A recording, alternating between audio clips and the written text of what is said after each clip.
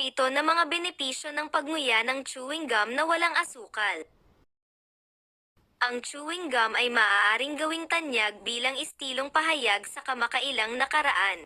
Ngunit sa katotohanan, ito ay kasing sinaunang ng mga Aztec at Mayan, na may ugali ng ngumunguya ng gum o bark. Sa paglipas ng mga taon, maraming pag-aaral ang isinagawa upang mas malaliman ang mga pakinabang nito, at ito ay napatunayang lubhang kapaki-pakinabang. Sa kamakailang uso ng mga pagkain na walang asukal, ang chewing gum ay nag-iwan din ng asukal sa mga ito. Para sa regular na pangangalaga sa bibig, ipinapayong magsipilyo at banlawan pagkatapos ng bawat pagkain. Gayunpaman, sa mga kaso kapag ang isa ay wala sa bahay, ito ay nagiging isang praktikal na hamon. Ang isang magandang opsyon ay ang pagmuya ng walang asukal na gum pagkatapos ng bawat pagkain, upang ang pagkabulok at sakit sa gilid ay mabawasan ng malaki.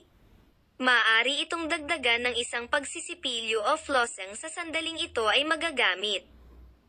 Bilang karagdagan sa pag-iwas sa pagkarga ng asukal, may iba pang mga benepisyo ng pagmuya ng walang asukal na gum gaya ng nakalista sa ibaba. Isa, pinapatay ang mga mikroorganismo. Pinaniniwalaan na ang pagmuya ng walang asukal na gum sa loob ng humigit kumulang 10 minuto ay maaaring pumatay ng hanggang 100 milyong bakterya sa bibig. Dalawa, pinasisigla ang paggawa ng laway. Ang paggalaw ng panga na nangyayari sa nginunguyang gum ay nagpapataas ng produksyon at pagdaloy ng laway. Nakakatulong ito sa pagtunaw ng mga acid sa bibig, pag-flush ng plaque, at pag-alis ng mga particle ng pagkain na nakalagak sa iba't ibang lugar.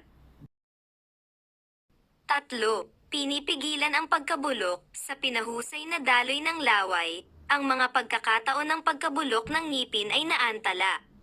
Ang mga pag-aaral na naghahambing ng pH ng bibig bago at pagkatapos ng pagmuya ng gum ay nakumpirma na ang mga walang asukal na gilid ay nagpapababa ng acidic na antas ng bibig, na nakakatulong para sa pagkabulok ng ngipin.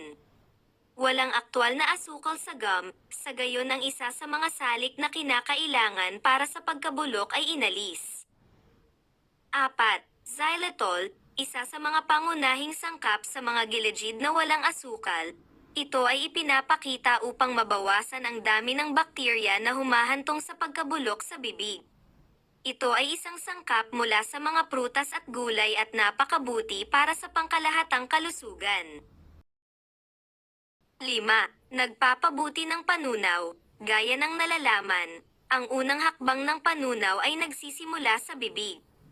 Sa pinahusay na daloy ng laway at tumaas na pagmuya, ang pagkain ay natutunaw sa mas malaking lawak na humahantong sa pinababang saklaw ng acid reflux.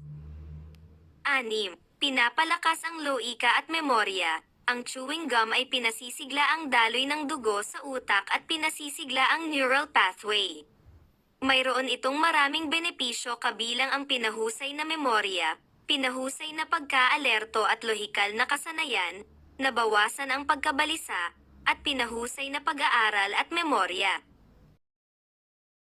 7. Makakatipid ng pera. Sa lahat ng mga benepisyong ito, lalo na ang pagbawas ng saklaw ng sakit sa gilid at pagkabulok ng ngipin, tinatansya na maraming pera na ginugol sa pagpapagamot ng ngipin ang natitipid.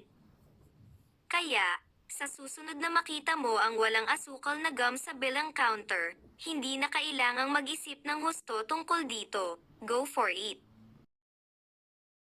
Disclaimer, ang nilalamang ito kasama ang payo ay nagbibigay lamang ng generic na impormasyon.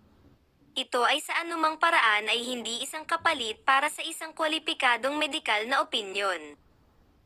Palaging kumonsulta sa isang espesyalista o sa iyong sariling doktor para sa karagdagang impormasyon.